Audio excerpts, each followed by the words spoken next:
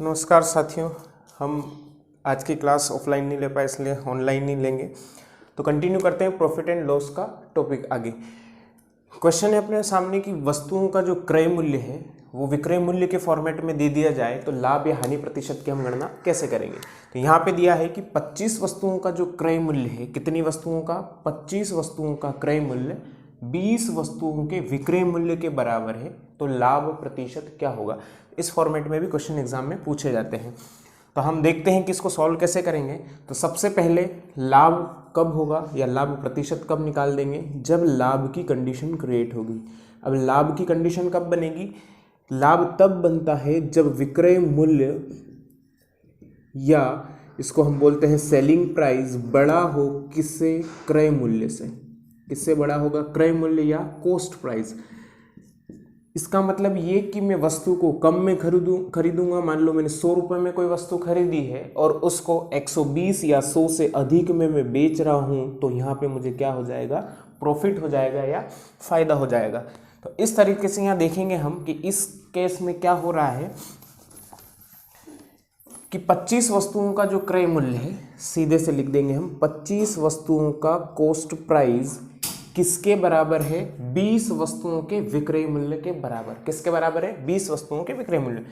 अब यहाँ पे एज इट इज लिख दो 20 वस्तुओं की सेलिंग प्राइस के बराबर। इसको सॉल्व करने का एक ही सिंपल सा तरीका है, cost price as it is रहने देते हैं हम, सेलिंग प्राइस को उठा के ले आते हैं नीचे, सेलिंग प्राइस बोले तो विक्रय मूल्य। ये 25 इधर से उठ के कहाँ जाएगा, नीचे।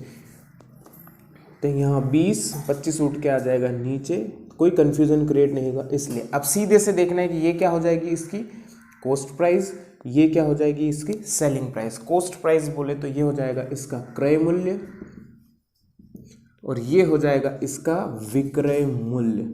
अब यहाँ पे कंडीशन क्लियर हो गई कि मेरे पास क्रय मूल्य कितना आ गया, 20 रुपये, विक्रय मूल्य कितना आ गया, 25 रुपये। तो यहाँ से साफ दिखता है कि जो लाभ या प्रॉफिट है वो कितने रुपए का है, 5 रुपए का। कितने रुपए का है, 5 रुपए का। अब ये 5 रुपए का जो प्रॉफिट है, इसको लाभ प्रतिशत या प्रॉफिट प्रतिशत में निकालते हैं। कैसे, देखो लाभ प्रतिशत बराबर क्या होता है, किस बेसिस पे निकालते हैं हम, हमेशा प्रॉफिट या लॉस जो है क्रय मूल्य को आधार बनाकर निकालते हैं हम। किसको आधार बना के निकालते हैं, क्रय मूल्य को आधार बनाकर, जब तक कि क्वेश्चन में ये नहीं कहा जाए कि विक्रय मूल्य पे हो। तो लाभ प्रतिशत निकालने के लिए सबसे पहले हम ऊपर क्या लिख देते हैं, प्रॉफिट लिख देते हैं ऊपर, नीचे क्या लिख देते हैं, कॉस्ट प्राइस इनटू 100। तो ऐसे आ जाएगा हमारा प्रतिशत। तो कितने का प्रॉफिट हुआ है, यहाँ प्रॉफिट हुआ है 5 रुपए का, कितने पे हुआ है, कॉस्ट प्राइस कितनी है मेरे पास, 20 रुपए की, इंटू 100। 5 से काटेंगे एक बार, 5 चौक 20, 4 से कटेगा 25 बार, तो 25% का यहाँ पे क्या हो जाएगा, प्रॉफिट हो जाएगा। 25% का क्या हो जाएगा, प्रॉफिट। एक बार फिर से इसको देखेंगे हम कैसे, कि उसने दिया है कि 25 वस्तुओं का जो क्रय मूल्य है वो 20 वस्तुओं के विक्रय मूल्य के बराबर है, तो लाभ प्रतिशत की गणना करना है। तो एज इट इज लिख दिया मैंने, 25 क्रय मूल्य, 25 वस्तुओं का क्रय मूल्य किसके बराबर है, 20 वस्तुओं के विक्रय मूल्य या सेलिंग प्राइस के बराबर है। फिर सीपी को मैंने एज इट इज यहाँ रहने दिया, एसपी को उठा के नीचे ले आया हूँ, 20 एज इट इज यहाँ था, 25 को उठा के नीचे मैंने ट्रांसफर कर दिया। तो आमने सामने की जो कॉस्ट प्राइस है 20 रुपये और सेलिंग प्राइस है 25 रुपये। जब ये कंडीशन बन गई कि विक्रय मूल्य बड़ा है और क्रय मूल्य छोटा है, तो यहाँ पे क्या होगा, प्रॉफिट होगा। और वो प्रॉफिट कितने रुपए का हुआ, 5 रुपए का। जब 5 रुपए का प्रॉफिट हुआ तो प्रॉफिट परसेंटेज कैसे निकालते हैं, प्रॉफिट ऊपर किस पे होता है, क्रय मूल्य पे, तो क्रय मूल्य नीचे इंटू 100। 5 रुपए का प्रॉफिट हुआ 20 रुपये पे इंटू 100, तो इसको कैंसल आउट करेंगे या जो भी सॉल्व करेंगे कैलकुलेट, तो क्या आंसर आएगा, 25% का मुझे क्या होगा, प्रॉफिट होगा। ठीक है, नेक्स्ट क्वेश्चन लेते हैं। आप वीडियो को पॉज करके नोट कर लीजिए या सॉल्व करने की कोशिश कीजिए। अब अगला क्वेश्चन लेते हैं, यहाँ पे वस्तुएं और चेंज कर लेते हैं। हम लेते हैं कि जो 12 वस्तुओं का क्रय मूल्य है वो किसके बराबर ले लेते हैं, 16 वस्तुओं के विक्रय मूल्य के बराबर। जो कॉस्ट प्राइस है, क्वेश्चन कुछ भी चेंज नहीं किया है, मैंने केवल डाटा या डिजिट चेंज कर दिया और कुछ भी चेंज नहीं किया है। तो अगला क्वेश्चन है कि 12 वस्तुओं का जो क्रय मूल्य है, मतलब वही सेम फॉर्मेट, 12 वस्तुओं का क्रय मूल्य किसके बराबर है? 16 वस्तुओं के विक्रय मूल्य के बराबर। तो 12 वस्तुओं का क्रय मूल्य बराबर है 16 वस्तुओं का विक्रय मूल्य, बोले तो सेलिंग प्राइस के बराबर। फिर वही करेंगे हम, क्या करेंगे, कॉस्ट प्राइस को यहीं रखेंगे या क्रय मूल्य को यहीं रखेंगे, विक्रय मूल्य कहाँ जाएगा? इसके नीचे। यहाँ एज इट इज 16 था मेरे पास, इस 12 को उठा के कहाँ ले आऊँगा? नीचे। अब यहाँ देखो कॉस्ट प्राइस कितना हो गया? 16, या क्रय मूल्य कितना हो गया? 16। सेलिंग प्राइस या विक्रय मूल्य कितना हो गया? 12। इसको हम क्या बोल रहे हैं? क्रय मूल्य। और ये क्या है हमारा? विक्रय मूल्य। ये हो गया क्रय मूल्य, ये हो गया विक्रय मूल्य। जब क्रय मूल्य 16 रुपए है और विक्रय मूल्य 12 रुपए है, मतलब कोई वस्तु 16 रुपए में खरीद कर 12 रुपए में बेच रहे हैं, तो यहाँ पे क्या होगा? लॉस होगा, यानी कि हानि प्रतिशत होगी। तो यहाँ पे क्या कैलकुलेट करने का बोलेगा वो? या तो लाभ या तो हानि प्रतिशत निकालना, प्रॉफिट या लॉस परसेंट, कुछ भी हो वो फाइंड आउट करना है। तो जब यहाँ कॉस्ट प्राइस मेरे पास ज़्यादा है और सेलिंग प्राइस कम है, इसका मतलब यहाँ पे क्या होगा? हानि होगी। और हानि कितने की होगी? वो 4 रुपए की। तो ये जो 4 रुपए की हानि है, इसको कैसे कैलकुलेट करेंगे? हानि या लॉस प्रतिशत। सेम वही फॉर्मूला, कितने का लॉस हुआ? 4 का। कितने पे हुआ? या कॉस्ट प्राइस कितनी है? 16 इंटू 100। तो सेम एज इट इज 4 से कटेगा एक बार, 4 चौक 16, और इससे कैंसल आउट होगा 4 से 100, तो ये 25% इसमें भी क्या हो जाएगी? हानि।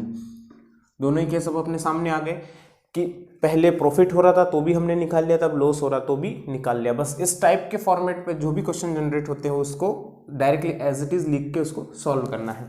फिर अगला क्वेश्चन देखते हैं। आप वीडियो को पॉज करके इसको नोट करना चाहे तो नोट कर लेना, या फिर सॉल्व करना चाहें तो भी कर लेना। अब एक और क्वेश्चन लेते हैं।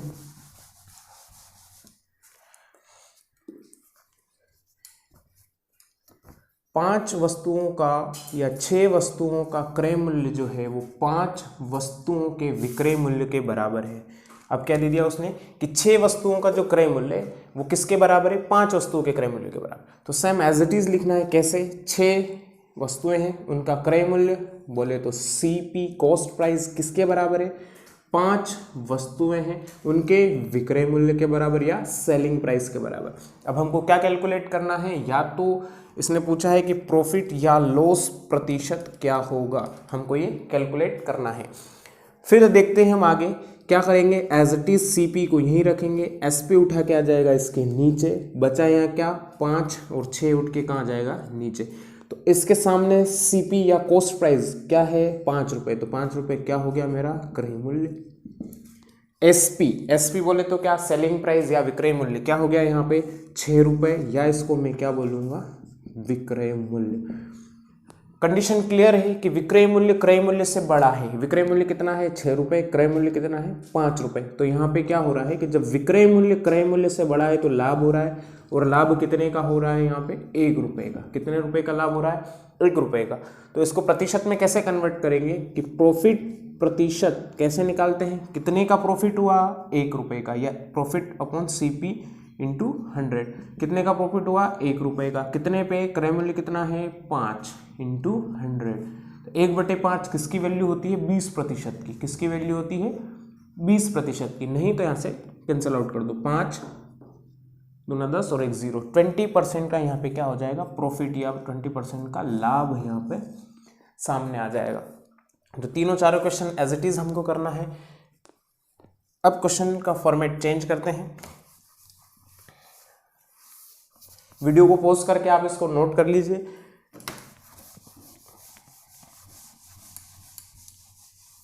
अब हम क्या निकाल रहे थे? प्रॉफिट और लॉस प्रतिशत, या लाभ या हानि प्रतिशत क्रय मूल्य पे निकाल रहे थे। अब हम देखते हैं कि वो विक्रय मूल्य पे दे देता है। क्वेश्चन ऐसा दे दे कि किसी वस्तु को बेचने पर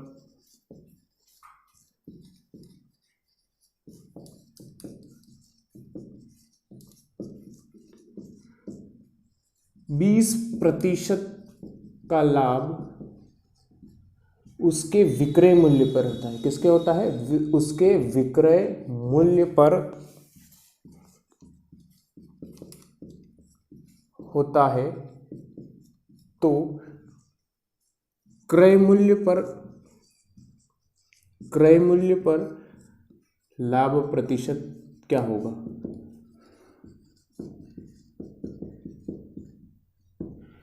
कहने का मतलब ये है कि उसने ये पूछा कि 20 किसी वस्तु को बेच रहे तो जो 20% का लाभ हो रहा है वो उसके विक्रय मूल्य पे गणना करी उसने। किस पे गणना करी? विक्रय मूल्य पे। अब पूछ किस पे रहा है?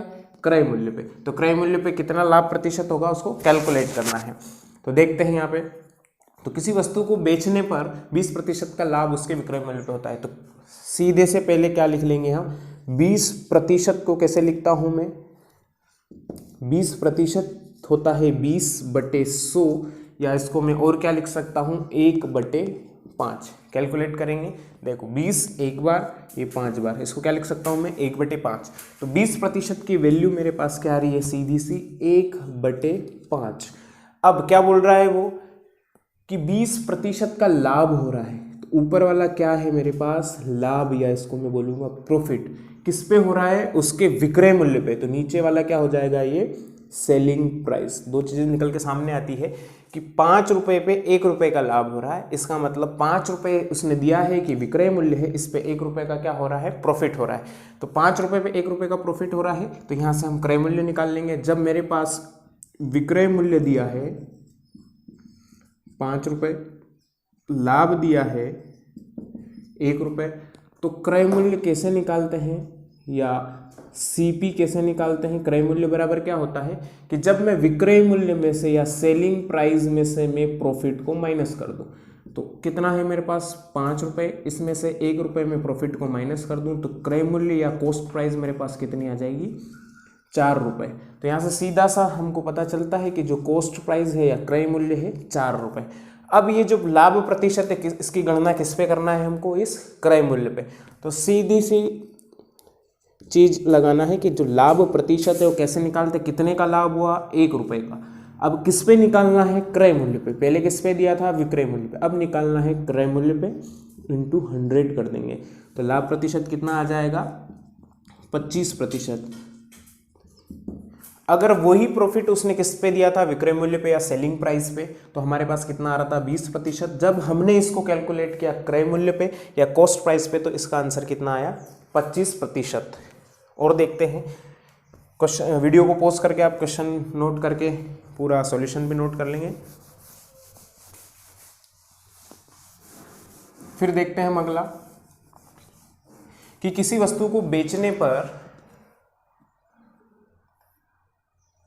25% की हानि, किसी वस्तु को बेचने पर 25% की हानि उसके विक्रय मूल्य पर होती है, तो क्रय मूल्य पर हानि प्रतिशत क्या होगा? क्वेश्चन का फॉर्मेट देखना कि 25% की हानि किस पे होती है? उसके विक्रय मूल्य पे। तो क्रय मूल्य पर हानि प्रतिशत क्या होगा? फिर देखते हैं कितने प्रतिशत की हानि दी है उसने? 25% की। 25% को मैं कैसे लिखता हूँ? 1/4। इसकी वैल्यू कैसे क्या होती है? 1/4। या इसको ऐसे ले लीजिए, 25% मतलब 25/100। इसको कैंसिल आउट करेंगे तो 1 बार और 4 बार, 1/4 इसकी वैल्यू होती है। अब उसने दिया है क्या? 25% की हानि, तो ऊपर वाली वैल्यू क्या हो जाएगी? हानि या लॉस हो जाएगी। जब 1 रुपए का लॉस हुआ है, कितने पे हुआ है? 4 रुपए पे, और 4 रुपए इसने क्या दिया है? विक्रय मूल्य दिया है, तो ये सेलिंग प्राइस दी। अब मुझे निकालना क्या है? Cost price. कॉस्ट प्राइस कैसे निकालते हैं? जब मैं सेलिंग प्राइस में किसको ऐड कर दूं, या विक्रय मूल्य में किसको ऐड कर दूं?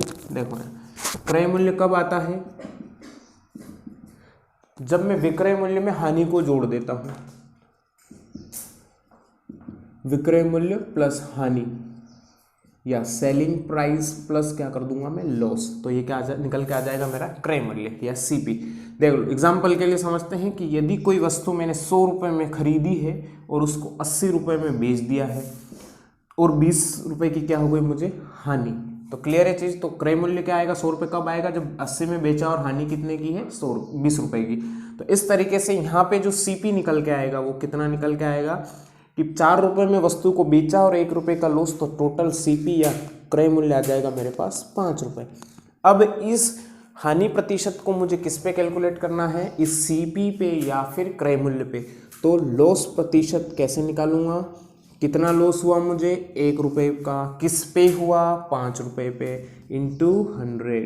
तो यहाँ से सॉल्व करेंगे तो कितना आ जाएगा, 5 चौक 20, ठीक है, सॉरी 5 दूना 10 और 1 0, टोटल 20% की यहाँ पे क्या हो जाएगी, हानि या लॉस। ये फाइनल आंसर अपने पास निकल के आ जाएगा।